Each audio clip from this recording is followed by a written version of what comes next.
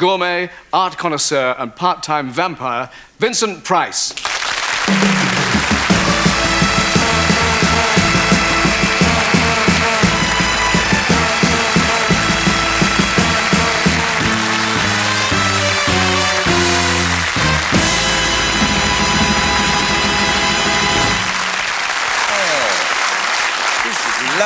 Lovely. That music said it all. You're called the Merchant of Menace. Your voice sends thrills of fear up people's backs. Do you enjoy that reputation? I love it. The other day on a plane coming over, a man came up to me and was absolutely thrilled to see me, and he said, "Give me your autograph, Mr. Karloff." So I did.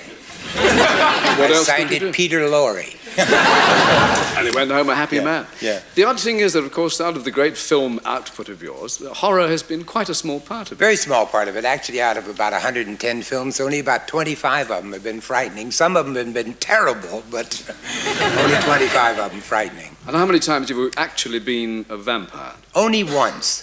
I played a vampire in a television show, and I was a boy who was driven out of Transylvania because I couldn't stand the sight of blood. And the Dracula family wouldn't have me. So I came out to start a chicken farm in Arizona. Why not? It makes perfect sense. How do people normally react, though? Do they cross themselves or cringe? No, they ask me to bite them, and I do. They always get it all mixed up. You know, it's really true. People get all types of people mixed up. They always think of me as Boris Karloff or Christopher Lee, and I'm not. True. Most people think this is a BBC program as well. I thought it was. That's why I came on it.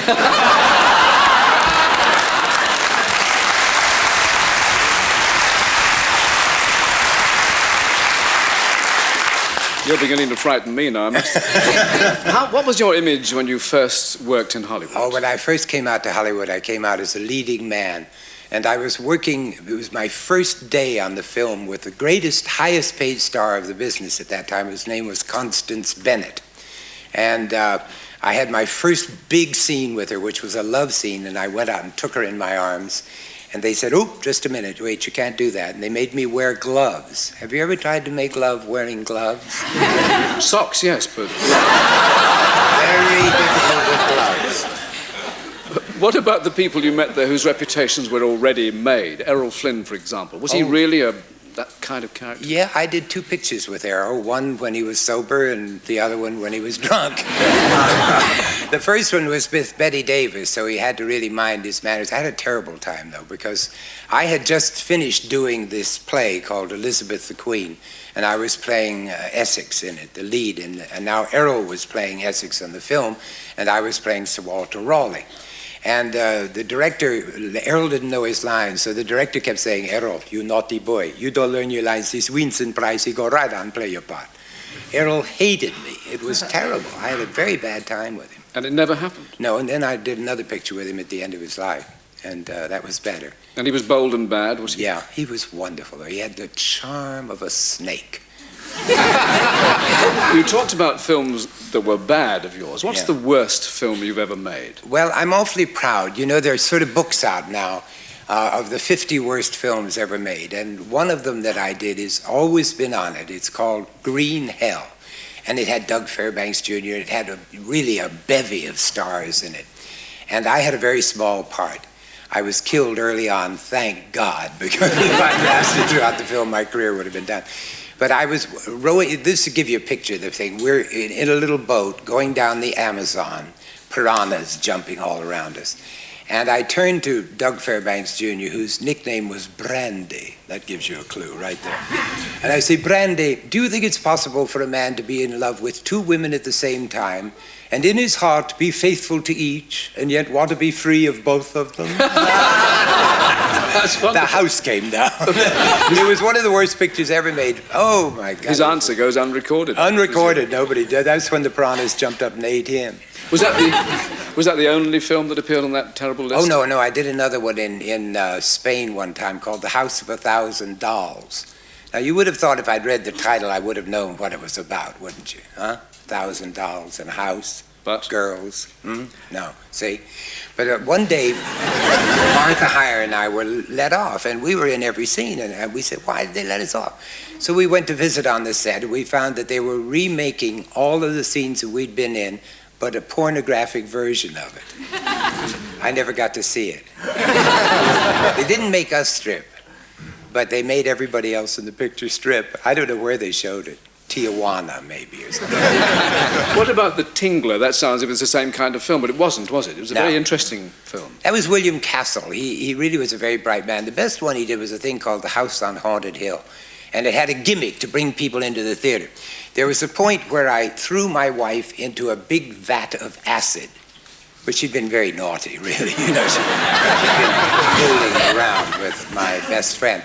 So when I pull her out, she's clean, you see. And she's a skeleton, and I wind her up like a fish, and she gets the skeleton up like this, and we had a wire rigged up. It was called Emergo, and a real skeleton went out into the audience like this.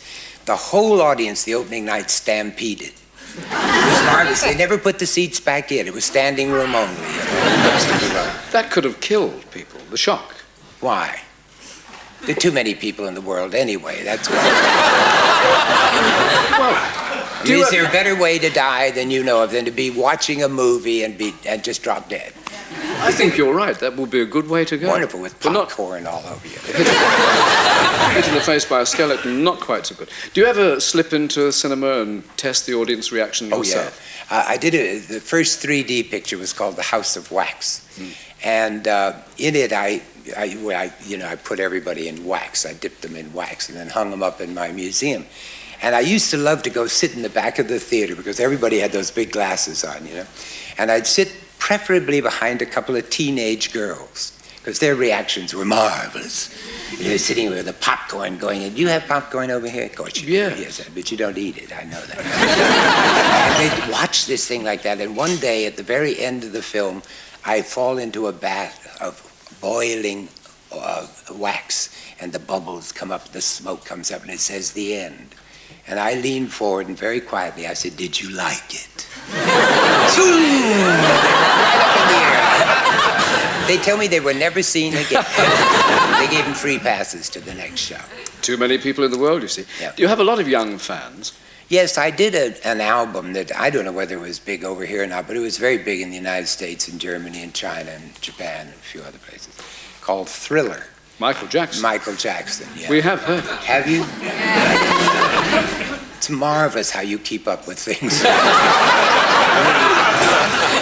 I didn't know. But just day before I left, I just got here day before yesterday, and the day before that, Michael sent me a wonderful gift. It's a framed picture of him, life-size, dressed. And it has a platinum record on it and a gold record. It's in color. And at the bottom it says, to Vincent Price, thank you so much for your help with Thriller, in celebration of the 30 millionth album. Can you believe that? And I got none of it. I'm not bitter, mind you. I'm not. Just hurt. Right here. I know what you mean. Right. Did you read horror stories to your children? Never.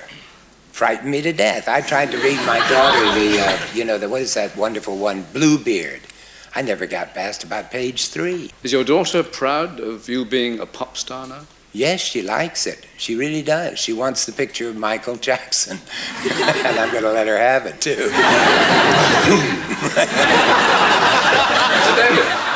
They want you to go on tour, I believe, with them as well. Oh, no. My God. You know, I've got a theory I've done several albums like this. I did one with Alice Cooper called Welcome to My Nightmare. And I have this theory that they ask for me on these records because all the pop groups, when they get through their concerts, they go back to their motels, and they're spaced out, and they turn on the late night television, and there I am, So they want me in their shows. It's very nice. No money in it, but a lot of fame. You've brought a lot of fear and horror to people over the years, and they love you for it, but what actually really frightens you? Talk shows. I know the feeling. I've been watching you like a hawk the whole time, just hoping you'll ask me an intelligent question. And you have.